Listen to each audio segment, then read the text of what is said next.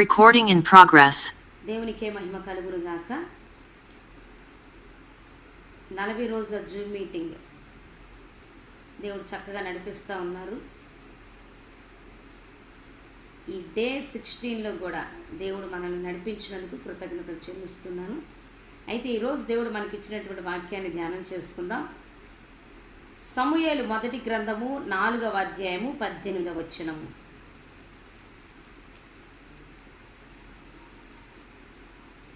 అతడు 40 సంవత్సరములు ఇశ్రాయేలీలకు న్యాయము తీర్చెను. ఇక్కడ అతడు 40 సంవత్సరములు ఇశ్రాయేలీలకు న్యాయము తీర్చెను అని అంటే ఎవరి గురించి రాయబడి ఉన్నదంటే మనందరికీ తెలుసు, ఏలీ అనేటువంటి యాజకుని గురించి. ఏలియా కాదు, ఏలీ అనేటువంటి యాజకుని గురించి ఇక్కడ రాయబడి ఉన్నది. ఈ ఏలీ అనేటువంటి యాజకుణ్ణి దేవుడే ఏర్పాటు చేసుకున్నాడు, పరిచర్య నిమిత్తం పిలిచాడు. అయితే ఏలీ ఇటు దేవుని ఎదుట యాజకత్వం చేస్తూ ఉన్నాడు, యాజకునిగా పరిచర్య చేస్తూ ఉన్నాడు. అలాగే ఇటు ఇశ్రాయేలీలకు న్యాయము తీరుస్తూ ఉన్నాడు, ఒక న్యాయాధిపతిగా కూడా వ్యవహరిస్తూ ఉన్నాడు. దేవుడు అంతటి కృపను భాగ్యాన్ని ఏలీకి ఇచ్చినట్టుగా మనం చూస్తాం.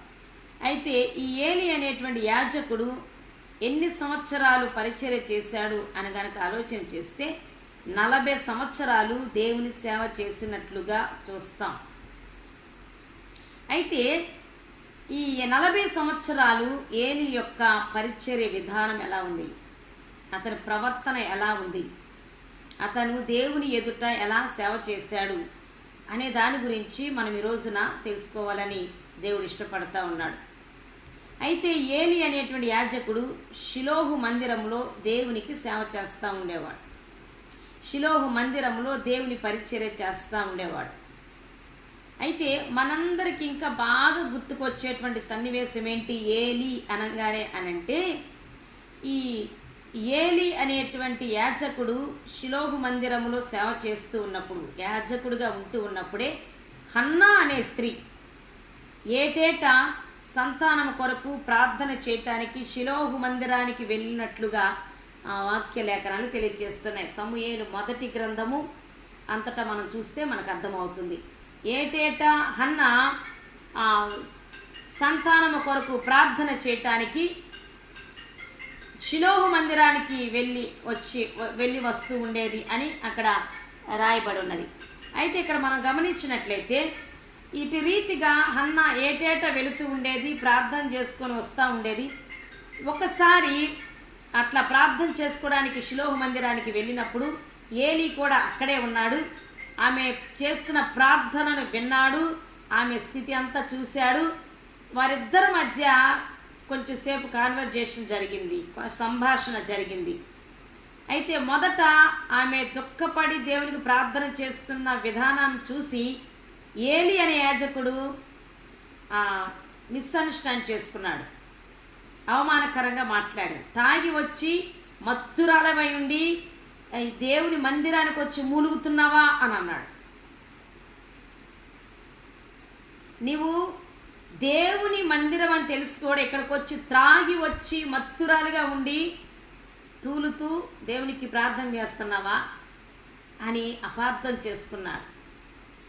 అయితే వెంటనే హన్నా ఏమన్నదంటే, కాదు నా ఏలినవాడా, నేను మత్తురాలుగా లేను, నేను త్రాగలేదు, నేను ఎంతో వేదనతో దుఃఖాక్రాంతురాలనై హృదయం కృంగిపోయిన దానినై నా దేవుని పాద సన్నిధికి వచ్చి మూలుగుతూ రోదిస్తూ ప్రార్థన చేస్తున్నాను.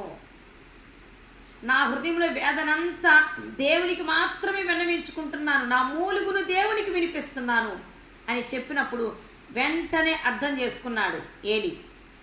అర్థం చేసుకొని అన్నాడు, అవునా, సారీ అని చెప్పుంటాడు నాకు తెలిసి.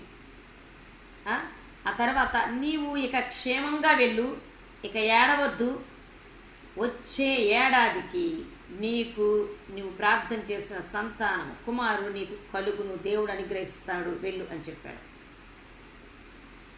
ఏ మాట అయితే, ఏ ప్రవచనం అయితే ఏలీ హన్నాతో చెప్పాడో ఆ ప్రవచనము సరిగ్గా సంవత్సరం తిరిగేసరికి ఏడాది కల్లా హన్నా గర్భం ధరించడం, సమూయేలును కనడం జరిగిపోయింది.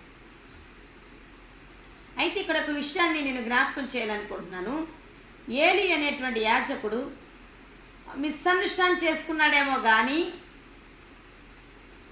కానీ ఆమె త్రాగి వచ్చిందేమో అని ఏం చేశాడు, ఆ విషయాన్ని ఆమెతో చెప్పకుండా ఉండలేకపోయాడు. అంటే దానిని ఖండించకుండా ఉండలేకపోయాడు. అక్కడ ఆమె నిజంగా మత్తురాలు కాదు, త్రాగి రాలేదు. బట్ ఏలి యొక్క హృదయం మిస్అండర్స్టాండ్ చేసుకున్నాడేమో పోనీ, కానీ నువ్వు ఫలానది చేసి వచ్చావేమో, జాగ్రత్త, ఇది దేవుని మందిరము, దేవుని సన్నిధి అని హెచ్చరించాడు. దీనిని బట్టి నేనైతే ఏలీని అపార్థం చేసుకోవట్లేదు, కానీ ఆ ప్రారంభంలో ఏలి యొక్క పరిచర్య ఎలా ఉందంటే రోషముతో కూడుకున్నదిగా ఉంది. ఎదుటివారు పాపము చేశారని తనకనిపిస్తే, తన దృష్టికి వస్తే, తన ఆలోచనలోకి వస్తే అడగకుండా, బుద్ధి చెప్పకుండా, ఖండించకుండా ఉండేవాడు కాదని దాన్ని బట్టి అర్థమవుతుంది. అంటే ఏలి యొక్క పరిచర్య ఆరంభములో చక్కగా కొనసాగింది. పరిశుద్ధంగా దేవుని మందిరంలో సేవ చేస్తున్నాడు. చక్కగా ఇశ్రాయేలుకు న్యాయమైన తీర్పు తీరుస్తూ ఉన్నాడు. మరి ఆమె ప్రార్థన చేయటానికి వస్తే ఆమెకు ఒక రకంగా దేవుని వాక్కును ప్రకటించి ఆమెను ధైర్యపరిచి పంపించాడు. ఒక సేవకుడు చేయాల్సిన పని హన్నా విషయంలో ఏలి చేశాడు. చక్కగా ఆమెకు ఓదార్పునిచ్చి పంపించాడు. ఒక ప్రవచనం పలికి పంపించాడు. ఒక యాజకుడు, ఒక దేవుని సేవకుడు మందిరానికి వస్తున్నటువంటి దేవుని ప్రజలకు ఎటువంటి ఆదరణకరమైన మాటలు, ఎలాంటి విశ్వాసాన్ని పెంపొందింపచేసే వాక్యం బోధించాలో అటువంటి మాటలు, ప్రవచనాలు పలికాడు. దేవుడు కూడా వాటిని స్థిరపరిచాడు, నెరవేర్చాడు. ఏలి పలికిన మాటను హన్నా జీవితంలో నెరవేర్చాడు. ఏలీని దేవుడు ఘనపరిచాడు. ఎప్పుడైతే దేవుని సేవకులు పలికినది నెరవేర్చబడతాయో దాని అర్థం ఏంటంటే దేవుడు తన సేవకుల నోటి మాటలను నెరవేర్చాడు అని అంటే తన సేవకులను ఘనపరచడానికి అని అర్థం. హల్లెలూయా.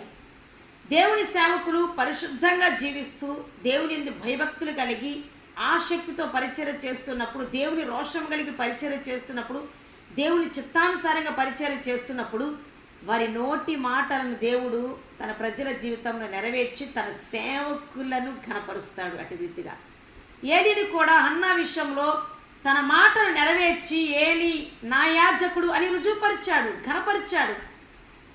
తన నోటి మాటను దేవుడు స్థిరపరిచాడు. అంటే తన యొక్క ఆత్మీయ స్థితి అప్పుడు బాగుంది. పరిశుద్ధంగా పరిచర్య చేస్తున్నాడు. దేవుని భయభక్తులు కలిగి పరిచర్య చేస్తూ ఉన్నాడు. ఆరంభంలో పరిచర్య బాగుంది. ఆరంభంలో ఆత్మీయత బాగుంది. ఆరంభంలో అభిషేకం బాగా పనిచేసింది. ఆరంభంలో ప్రజలకు చక్కగా తీర్పు తీరుస్తున్నాడు, ఆదరిస్తున్నాడు, ధైర్యపరుస్తున్నాడు, బలపరుస్తున్నాడు, ప్రవచనాలు పలుకుతున్నాడు. తప్పు చేశారని తనకు అనిపిస్తే మాత్రం ఖండించకుండా విడిచిపెట్టడం లేదు. అయితే రాను రాను రాను రాను అతనికి ఏమైంది, మనం ఇక బాహ్యంగా కూడా తనకు మంద దృష్టి వచ్చిందంట. తన వృద్ధాప్యంలోకి వెళ్ళేటప్పుడు ఏమైంది అని అంటే ముసలివాడయ్యేటప్పటికి మంద దృష్టి వచ్చింది. కన్ను దృష్టి మందగించిందంట, మామూలుగా బాహ్యంగానే. అంతేకాదు ఆత్మీయ దృష్టి కూడా మందగించింది అని నేను అంటున్నాను.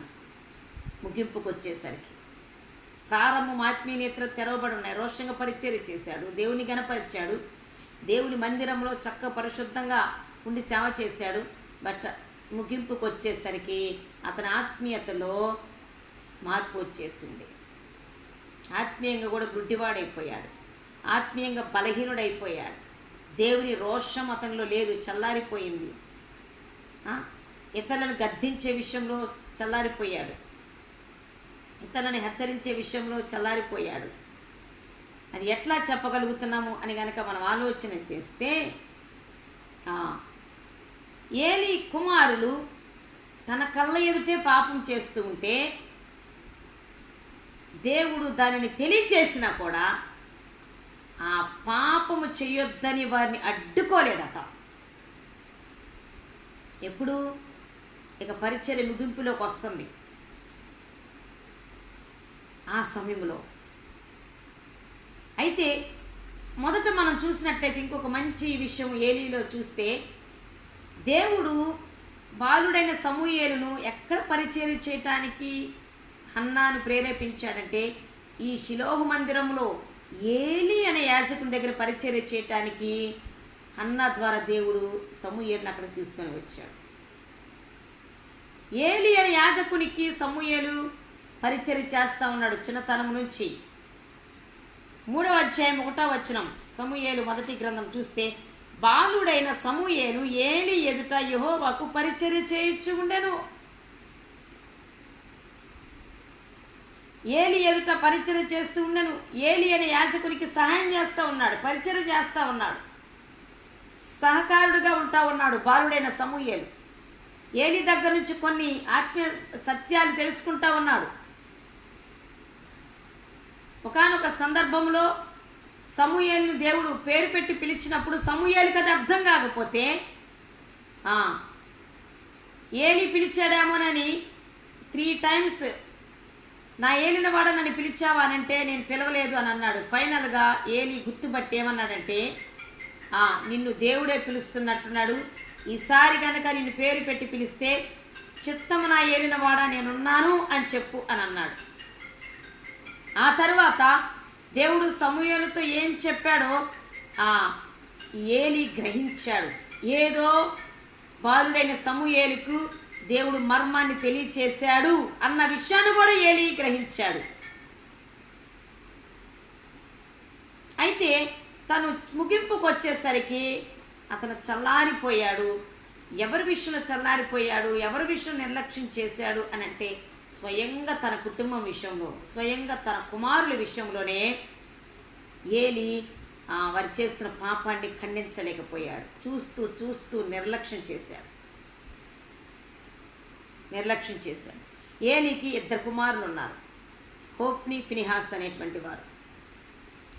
ఈ 40 సంవత్సరాలు పరిచయం చేస్తున్న ఏలీ తన కుమారులను ఎలా పెంచాలి, ఎంత భయభక్తులు కలిగి పెంచాలి. నిన్నటి దినాన ఆదివారం దేవుడు మనతో మాట్లాడారు. అబ్రహామట తన సంతానానికి దేవుని ఆజ్ఞల మార్గాన నడవమని, గైకొనమని చెప్తాడు అని ముందే దేవుడు గ్రహించి దాని గురించి ముందుగానే అబ్రహాం గురించి సాక్ష్యం చెప్పాడు. ఏలీ 40 సంవత్సరాలు పరిచర్య చేసి, సేవ గురించి తెలిసి, దేవుని గురించి తెలిసి, చూస్తా చూస్తా తన కుమారులను అలా విడిచిపెట్టేసేసాడు. అయితే ఏలీ కుమారులు ఎంతటి పాపం చేయటానికి ముందుకొచ్చారంటే, చాలా దారుణమైన పాపం చేసేసారంట. సమూయేలు మొదటి గ్రంథము 2వ అధ్యాయం 22 నుంచి 25 వచనాలు చూస్తే, వారు చేసిన పాపం ఎంత భయంకరమైనదో అక్కడ రాయబడింది. ఏలీ బహువృద్ధుడాయను, ఇశ్రాయేలీలకు తన కుమారులు చేసిన కార్యములన్నీ వారు ప్రత్యక్షపు గుడారం యొక్క ద్వారము దగ్గర సేవ చేయుటకు వచ్చిన స్త్రీలతో శయనించుటయను మాట చెవిని పడగా, తర్వాత వారు జనులందరి ఎదుట చెడ్డ కార్యములు కూడా చేసేసారట.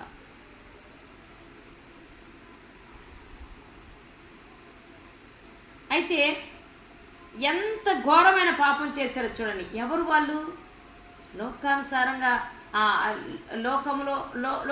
లోకానుసారమైన వ్యక్తులు కాదు వాళ్ళు.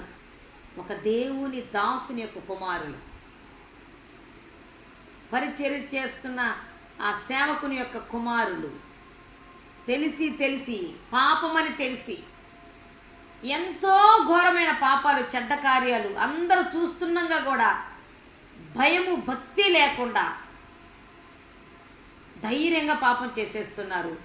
ఇదంతా అంట దేవుడు చూసి ఏలీతో చెప్పాడంట, ఏలీ నీ ఎదుట కనిపించట్లేదని కుమారులు ఎంత పాపం చేస్తున్నారు, చూసి చూడనట్టున్నాడట, విననట్టున్నారట, చెప్పనట్టున్నాడట.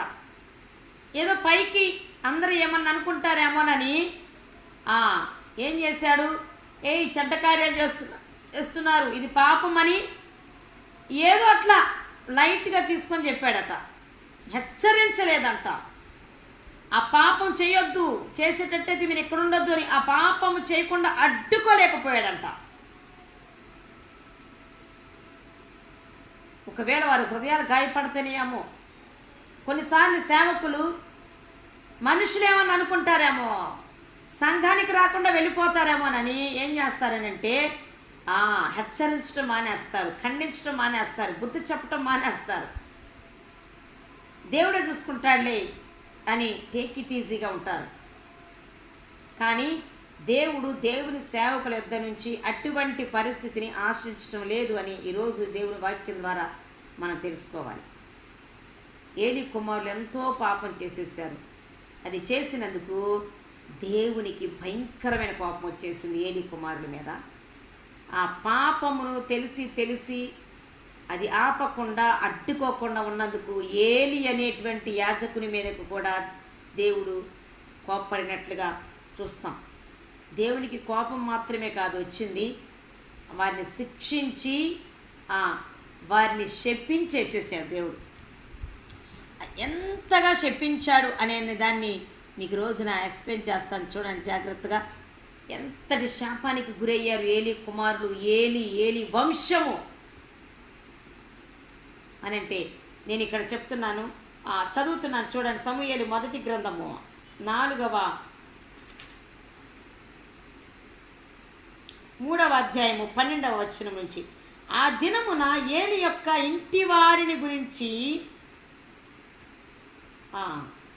11 నుంచి నేను ఆజ్ఞయించుచున్నాను. అంతటా యెహోవా సమూయేలుతో ఇలాగూ సెలవిచ్చాను, ఇశ్రాయేలులో నేనొక కార్యము చేయబోచున్నాను, దానిని విని వారందరి చెవులు గింగురమనును. ఆ దినమున ఏలీ యొక్క ఇంటి వారిని గురించి నేను చెప్పినదంతయు వారి మీదకి రప్పింతును, దాని చేయ మొదలుపెట్టి దాని ముగింతును. తన కుమారులు తమ్మును తాము శాపగ్రస్తులుగా చేసుకొనుచున్నారని తానెరిగియు వారిని అడ్డగించలేదు గనుక అతని ఇంటికి నిత్యమైన శిక్ష విధింతునని నేను అతనికి తెలియజేయుచున్నాను. కాబట్టి ఏలీ ఇంటి వారి దోషమునకు బలి చేతనైనను నైవేద్యము చేతనైనను ఎన్నటికి ప్రాయశ్చిత్తము చేయబడదని నేను ప్రమాణపూర్వకముగా ఆజ్ఞాపించితిని అని సమూయేలుతో దేవుడు చెప్తున్నాడు.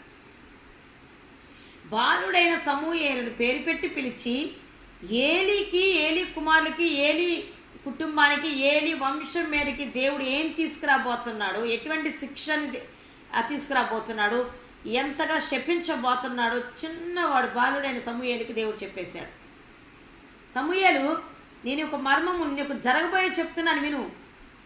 ఇదిగో నా యాజకుడిగా పనిచేసినటువంటి ఏలీ కుటుంబం మీదకి, తన కుమారుల మీదకి, తన మీదకి, తన సంతానం మీదకి, తన వంశం మీదకి నేను కీడు తీసుకురాబోతున్నా, శిక్ష తీసుకురాబోతున్నా, శాపాన్ని విధించబోతున్నాను. ఎందుకంటే వారు నా ఎదుట అంత దోషం చేశాడు. పిల్లలు శాపగ్రస్తులైపోతున్నారు, ఏలీ కుమారులు విచ్చలవిడిగా పాపం చేసేస్తున్నారు. అది చూసి కూడా తమ పిల్లలు శాపగ్రస్తులైపోతున్నారని ఎరిగియో అది చేయకుండా అడ్డుకోలేదు. నా సేవకుడై ఉండి అడ్డుకోలేదు. తన కుమారులనే ఖండించలేకపోయాడు. నా ప్రజల విషయంలో తను ఎట్లా న్యాయం తీరుస్తాడు, ఎలాగని పరిచర్య చేస్తాడు? కాబట్టి నా ఎదుట వారి కుమారుల పాపము, ఏలీ దోషము కూడా కనపడుతుంది. కాబట్టి ఇక నేను అతని పరిచర్యలో నుంచి, ఈ భూమి మీద నుంచి తీసేయబోతున్నాను, తన కుమారులను కూడా తొలగించబోతున్నాను. అంతేకాదు ఇక తన వంశంలో నా యాజకునిగా పరిచర్య చేయటానికి నేను ఎవ్వరిని కూడా ఎంపిక చేసుకోవట్లేదు అని దేవుడు తీర్పు తీర్చేశాడు.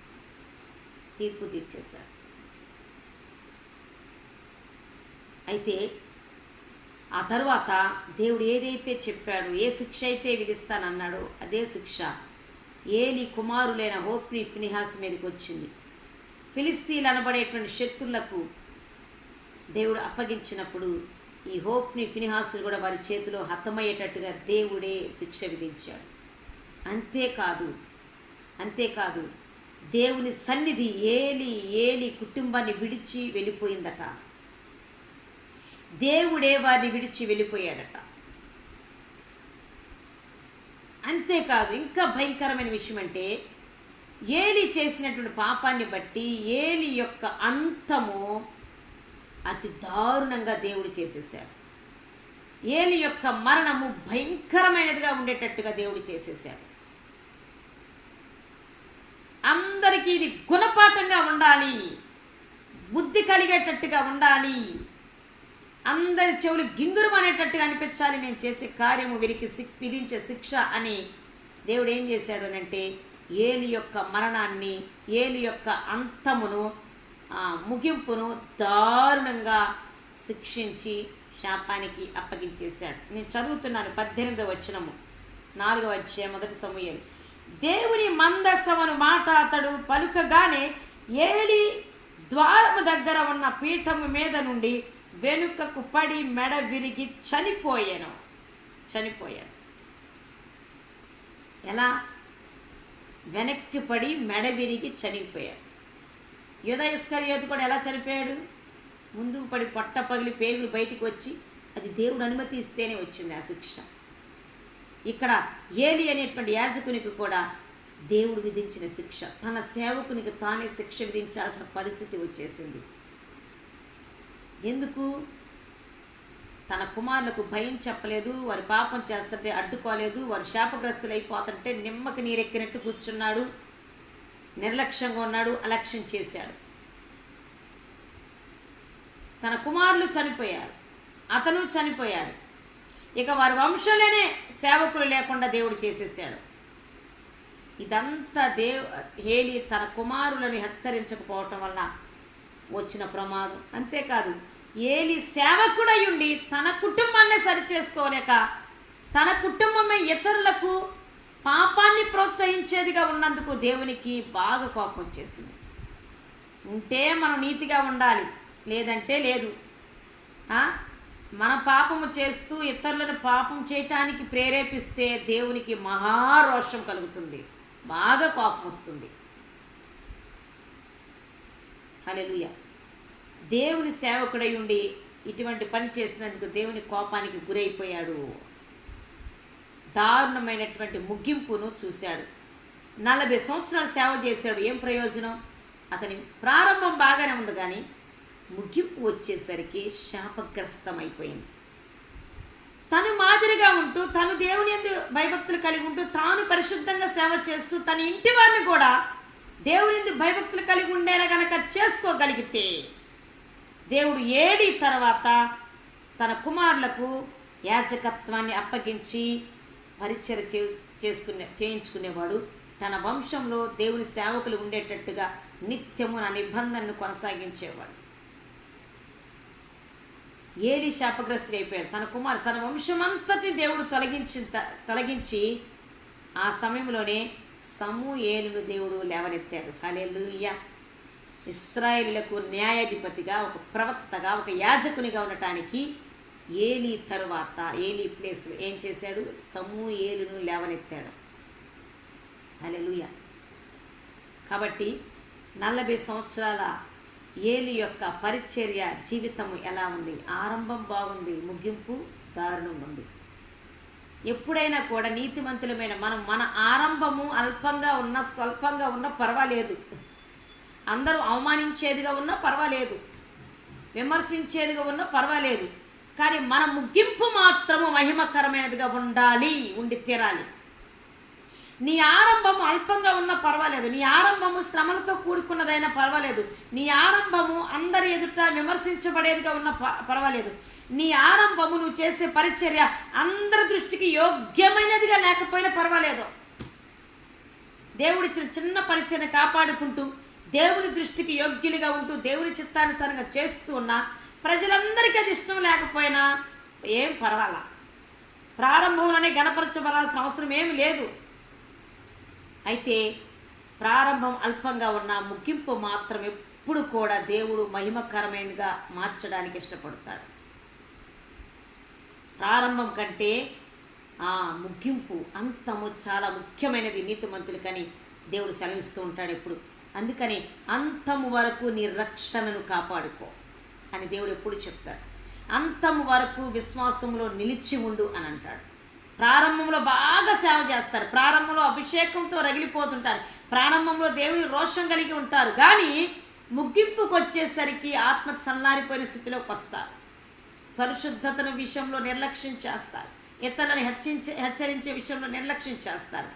అప్పుడు ముగింపు ఏమవుతుంది అంటే మహిమకరంగా ఉండదు, శాపగ్రస్తంగా ఏలీలాగా మారేటువంటి ప్రమాదం వస్తుంది. దేవునికి ఎందుకు అంత కోపం వచ్చిందంటే దేవుడే తన సేవ నిమిత్తం పిలిచాడు. ఇతరులు ప్రజలు తప్పు చేస్తే ఖండించడానికి, హెచ్చరించడానికి, బుద్ధి చెప్పడానికి, దేవుడు చెప్పింది చెప్పినట్టుగా ప్రకటించడానికి. మనుషుల మెప్పు కొరకు సేవ చేయకూడదు. దేవుని సేవకులు వాళ్ళు ఏదో నొచ్చుకుంటారని కూడా ఖండించకుండా ఉండకూడదు. దేవుని సేవకులు సేవ పిలుపు ఉన్నటువంటి వారు. అంతేకాదు రక్షించబడిన నీవు నేను కూడా. అయితే ఇక్కడ ఏం చేశాడు? నిర్లక్ష్యం చేయటాన్ని బట్టి అతని సంతానము, కుటుంబాన్ని దేవుని సన్నిధే విడిచి వెళ్ళిపోయింది. దేవుని సన్నిధే ఏలి కుటుంబాన్ని విడిచి వెళ్ళినప్పుడు ఇంకెవరికి అప్పగించబడతారు? శత్రువుకే అప్పగించబడతారు.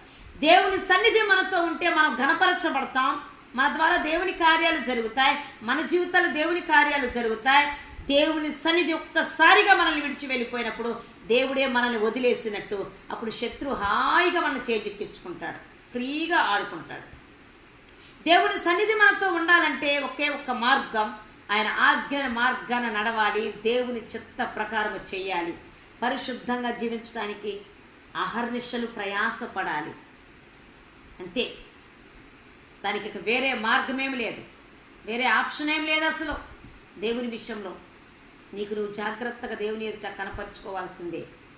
అయితే దేవుని సన్నిధి అంటే చాలా భయంకరమైనది, పరిశుద్ధమైనది. ఆయన సన్నిధిలో, ఆయన నిలువబడే, ఆయన ప్రసన్నత ఉండేటువంటి స్థలములో పరిచర్య చేస్తున్న ఏలి తన కుమారుల విషయంలో అదే దేవుని సన్నిధిలో పాపం చేస్తుంటే ఖండించనందున దేవుని ఉగ్రత ఏలి కుమారుల మీదకు, తన కుటుంబం మీదకు, వంశం మీదకు వచ్చేసింది. దేవుని సేవ పరిచర్య ఏదైనా సరే చేసేటప్పుడు చాలా జాగ్రత్తగా, పరిశుద్ధంగా, దేవుడు చూస్తున్నాడు అన్న గ్రహింపుతో చేయాలి, దేవునికి భయపడుతూ చేయాలి, దేవుని ఎదుట యోగ్యులుగా ఉండటానికి ప్రయాసపడాలి, సేవ చేయాలి, అట్లాగా బ్రతకాలి. అంతేకాదు పరిచర్య నిమిత్తం పిలువబడినప్పుడు ఎంత జాగ్రత్తగా ఉండి ఇతరులకు మాదిరికరంగా ఉండాలి. విశ్వాస విషయంలో, భక్తి విషయంలో, రక్షణను కాపాడుకునే విషయంలో, క్రియల విషయంలో, ప్రవర్తన విషయంలో, బోధించే విషయంలో, బోధించిన దానిని చేసే విషయంలో ఇతరులకు మాదిరికరంగా ఉండాలి. ఒక సేవకుడు, సేవకురాలు దేవుని పరిచర్య నిమిత్తం పిలువబడిన వారు అంత మట్టికే కాదు, రక్షించబడిన వారు కూడా రక్షణకు తగిన జీవితము జీవించాలి, పిలుపుకు తగిన జీవితము జీవించాల్సిందే, ఇతరులకు రోల్ మోడల్గా ఉండాల్సిందే. పౌలు అంటాడు, నేను దేవుణ్ణి పోలి నడుచుకున్నాను, మీరు నన్ను పోలి నడుచుకోండి అని ధైర్యంగా చెప్పగలిగాడంటే దేవుని చిత్త ప్రకారంగా పౌలు నడుచుకున్నాడు కాబట్టి మీరు నన్ను పోలి నడుచుకుంటే దేవుని పోలి నడుచుకున్నట్టే అని చెప్పేశాడు. పౌలు అంటాడు తిమోతితో, తిమోతి నీవు చెప్పే బోధ గురించి, నీ గురించి జాగ్రత్త పడు, నిన్ను నీ బోధను ఎవరు తృణీకరించకుండా చూసుకో. విశ్వాస విషయంలో, భక్తి విషయంలో, పరిచర్య విషయంలో, బోధించే విషయంలో, క్రియల విషయంలో, ప్రవర్తన విషయంలో నిన్ను నీవే ఎదుటి వారికి కనపరుచుకో, దేవుని యొక్క భయభక్తులు కలిగి పరిచర్య చేయి అని హెచ్చరించాడు తిమోతితో పౌలు. కాబట్టి ఈ హెచ్చరికలు ఈ రోజున మనకు కూడా, రక్షించబడిన నీకు నాకు, సేవ పరిచర్య నిమిత్తం పిలువబడిన నీకు నాకు ఉన్నది అని రోజున జ్ఞాపకం చేస్తున్నాను. ఇతరులకు మాదిరికరంగా ఉండాలి. మనల్ని చూసి ఇతరులు దేవుని సన్నిధికి రావాలి, మన విశ్వాసాన్ని చూసి వారు విశ్వసించడం మొదలు పెట్టాలి, మన పరిశుద్ధతను బట్టి వారు కూడా పరిశుద్ధంగా ఉండడానికి ఆకర్షించబడాలి దేవుని వైపు. మనం హెచ్చరిస్తూ ఉన్నప్పుడు ఆ హెచ్చరికలకు వారు దేవుని భయం కలిగి దేవుని వైపు త్రిప్పబడాలి, వారు చేస్తున్న పాపమును గుర్తించి పాపం నుంచి విడిపించబడాలి. దేవుని బిడ్డలముగా ఎదుటివారి పాపం చేస్తున్నప్పుడు, మరి ముఖ్యంగా సేవకులు, రక్షించబడిన వారు, ఎదుటివారు నీ ఎదుట ఎవరైనా పాపం చేస్తున్నారని నీకు తెలిస్తే, నీకు అర్థమైతే నీ మౌనంగా ఉండటం పాపం. నీవు పాపం చేసేవి, ఇది తప్పు, వాక్యం ఇలా చెప్పటం లేదు, నీవు వాక్యానికి విరుద్ధంగా వెళుతున్నావు, నీ మాటలు తప్పుగా ఉన్నాయి, నీవు పాపం చేస్తున్నావు, నువ్వు దోషం చేస్తున్నావు అని ఖచ్చితంగా వారు ఎవరైనా, ఇంట్లో వాళ్ళైనా బయట వాళ్ళైనా హెచ్చరించాలి మనము, ఖండించాలి మనము, బుద్ధి చెప్పాలి మనము. అప్పుడు ఏం జరుగుతుందంటే దైవ భయము వారికి కలుగుతుంది. అట్లా మనం చేయటం వలన కొందరినైనా అగ్నిలో నుండి లాగిన వారం అవుతాం. అంటే అగ్ని ఆహుతి కాకుండా నరకానికి వెళ్లకుండా కొందరినైనా మనము మన హెచ్చరికలను బట్టి, మన మాదిరిని బట్టి మనం తప్పించడానికి వీలవుతుంది అని ఈ రోజున దేవుని సేవకురాలుగా మీతో మాట్లాడుతున్నాను. దేవుని సేవకునిగా ఉన్నప్పుడు, రక్షించబడిన విశ్వాసగా ఉన్నప్పుడు, నీ కుటుంబంలో నీ ఎదుట ఎవరైనా పాపం చేస్తున్నా, దోషం చేస్తున్నా, దేవునికి ఇష్టం లేని కార్యాలు చేస్తున్నా, వాక్యానికి విరుద్ధంగా జీవిస్తున్నా, నువ్వు మౌనంగా ఉండొద్దు. దేవుని సహోదరి సహోదరుడా, హెచ్చరించు, బుద్ధి చెప్పు, ఖండించు.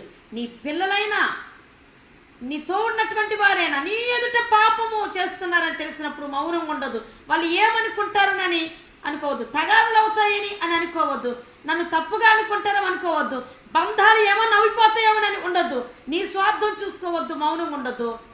ఏమీ కాదు. ఒకవేళ మన మీద కోపపడినా పర్వాలేదు, పగ పెంచుకున్నా పర్వాలేదు, దేవుని దృష్టికి యోగ్యులుగా ఉండటానికి, వారి పాపం నుంచి విడిపించబడటానికి, వారి నరకాగ్ని నుంచి విడిపించడానికి, ఇదిగో ఏలీ తన కుమారులాగా శాపగ్రస్తులుగా మారకుండా ఉండడానికి మనమే వారి పాపానికి పాపం చేయకుండా అడ్డుకోవాలి. హెచ్చరించడం ద్వారా, బుద్ధి చెప్పటం ద్వారా. అప్పుడు వారు మన మీద కొంతకాలము కోపం ఉన్నా సత్యాన్ని గ్రహించే కృపను దేవుడిస్తాడు, కళ్ళు తెరిపిస్తాడు. వారు సత్యంలోనికి వచ్చిన తర్వాత నీ వలన ఈ పాపంలో నుంచి నేను విడుదల పొందుకున్నాను, నీ వలన ఈ రోజున నేను మంచిగా జీవించగలుగుతున్నాను అని సాక్ష్యం చెప్పగలుగుతారు దేవుని ప్రియులారా. కాబట్టి మౌనంగా ఉండొద్దు. చెప్పాల్సిన విషయంలో ఏదైనా ఉన్నప్పుడు ధైర్యంగా మనం చెప్పడానికి ముందుకు వెళ్ళాలని దేవుడి రోజున మనతో మాట్లాడుతున్నాడు. మనము దేవుని యొక్క భయభక్తులు కలిగి ఉండి పరిశుద్ధంగా జీవించాలి. మరి ముఖ్యంగా దేవుని సేవ చేస్తున్నటువంటి వారికి ఈ విషయాన్ని తెలియచేస్తున్నాను. ఏలీలాగా ఆత్మలు మందదృష్టి కలిగిన వారు ఉండకూడదు. మన కుటుంబం వాళ్ళని హెచ్చరించాలి, సంఘస్థులని హెచ్చరించాలి, మనకు దేవుడు అప్పగించిన బిడ్డలందరినీ హెచ్చరించాల్సి వస్తే హెచ్చరించాలి. వారు పాపం చేయకుండా అడ్డుకోవాలి, స్పష్టంగా తెలియచేయాలి. దేవుడు ఏది చెప్పమంటే అది చెప్పాలి. ఎవరు ఏమనుకున్నా సరే ఇది గ్రహించుకోండి. అలా కాకుండా మనుషుల మెప్పు కొరకు వారిని దేవుడే చూసుకుంటాడని అనుకుంటే నిన్ను వారి ఎదుట పెట్టేవాడు కాదు, నీకు ఆ బాధ్యత అప్పగించేవాడు కాదు, నిన్ను అసలు పిలిచేవాడే కాదు. కాబట్టి నీవు చేయాల్సిన పని నీవు చేయాలి, మనకు దేవుడు ఆయుష్ ఇచ్చినంతలో. కాబట్టి దేవుని సేవ పవిత్రంగా చేద్దాం, పరిశుద్ధంగా జీవిస్తూ చేద్దాం. దేవుని సన్నిధిలో నిలబడ్డాము, దేవుడు మనల్ని చూస్తున్నాడన్న గమనము కలిగి బ్రతుకుదాము, సేవ చేద్దాం, దేవుని హృదయాన్ని మెప్పిద్దాం. అనేకులను అగ్నిలో నుండి లాగి నరకాగ్ని నుండి తప్పించడానికి మనవంతుగా మనం కృషి చేద్దాం, మనవంతుగా మనం పరిచర్య చేద్దామని ఈరోజు దేవుని సేవకురాలుగా మీకు మనం చేస్తున్నాను. అట్టి దైవ కృప, అట్టి పరిశుద్ధాత్మ నడిపింపు, అట్టి ధైర్యము పరిశుద్ధాత్మ దేవుడు మనందరికీ దయచేయునుగాక. ఆమె ఏలి కుమారు తన సంతానంలాగా, వంశంలాగా మన కుటుంబాలు అవ్వకుండునుగాక యేసు నామములో. మనము, మన పిల్లలు, మన సంతానము, మన వంశము దేవుని సేవలో కొనసాగించబడుదురుగాక. దేవుని చిత్తంలో, ప్రణాళికలో కొనసాగించబడినట్లుగా పరిశుద్ధాత్మ దేవుడు మనలను తన ఆత్మ తిప్పి నడిపించునుగాక. దుష్టుని క్రియలు, వాడి ప్రణాళికలన్నీ మన మీద, మన పిల్లల మీద, మన సంతానం మీద, మన వంశం మీద కొట్టివేయబడునుగాక యేసు నామములో. హల్లెలూయా. దేవుడు మీకు తోడే ఉండునుగాక. ప్రార్థన చేసుకుందాం. ఈ సందర్భంలో ఒక ప్రార్థన విన్నపం. హోసన్న మినిస్ట్రీస్ ఫ్రెడ్డి పాలన్నకి యాక్సిడెంట్ జరిగింది, క్రిటికల్ సిచ్యువేషన్లో ఉన్నారు, హైదరాబాద్కి షిఫ్ట్ చేశారు. అయితే 2 days 24 hours తర్వాత చెప్తామని అన్నట్టున్నారట. మరి మనము అన్న గురించి ప్రార్థన చేద్దాము. మరలా తిరిగి అతను స్వస్థత పొందుకొని సంఘాన్ని బలపరచడానికి తిరిగి లేవనెత్తబడాలి. దేవుడు అన్నకి శక్తిని ఇవ్వాలి, స్వస్థతనివ్వాలి, ఆయుష్ని పొడిగించాలని నేను ప్రార్థన చేస్తుండగా మీరు కూడా నాతో పాటు ప్రార్థన చేయండి. దేవుని సేవకులు కష్టంలో ఉన్నారు, కన్నీటితో ఉన్నారు, వేదనలో ఉన్నారు. సంఘం అంతా కుమిలిపోతూ ఉన్నది. సంఘం అనాథగా ఉండకూడదు. మన ప్రార్థనను దేవుడు అంగీకరించి అన్నకు స్వస్థతను ప్రసాదించినట్లుగా యేసే పాదాలు పట్టుకుని ఆయన సేవకుని కొరకు ప్రార్థన చేద్దాం. అలాగే మీ గురించి కూడా నేను ప్రార్థన చేస్తూ ఉన్నాను. మహాఘనుడవు పరిశుద్ధుడైన దేవుని స్తుతిస్తూ గణపరుస్తున్నాను. ఇప్పటి వరకు మీరు మాతో మాట్లాడారు. ఏలీ తన కుమారులు లాగా మా వంశము మా కుటుంబం పాడవకుండా నా తండ్రి మీ ఆత్మ నడిపింపుతో మమ్మల్ని నడిపించండి, మీ చిత్త ప్రకారం మమ్మల్ని నడిపించమని మమ్ములను మా పిల్లలను మా సంతానాన్ని తండ్రి మా కుటుంబం మొత్తాన్ని మా కుటుంబంలో ఉన్న ప్రతి ఒక్కరిని మీ చేతులకు మీ అధికారానికి అప్పగించుకుంటున్నాం ప్రభా. నీ చిత్త ప్రకారము మేము తన్ని ఏదైనా చేయటానికి మాకు ధైర్యాన్ని కలిగి చేయండి, రోషమును కలిగి చేయండి ప్రభా. మా అంతము మహిమకరముగా నీకు మహిమ తెచ్చేదిగా ఉండడానికి సహాయం ఇచ్చేయమని ప్రార్థిస్తున్నాను. విన్న వాక్యము తండ్రి ముద్రించి ఫలింప చేయండి నాయన. వచ్చిన బిడ్డలను దీవించండి.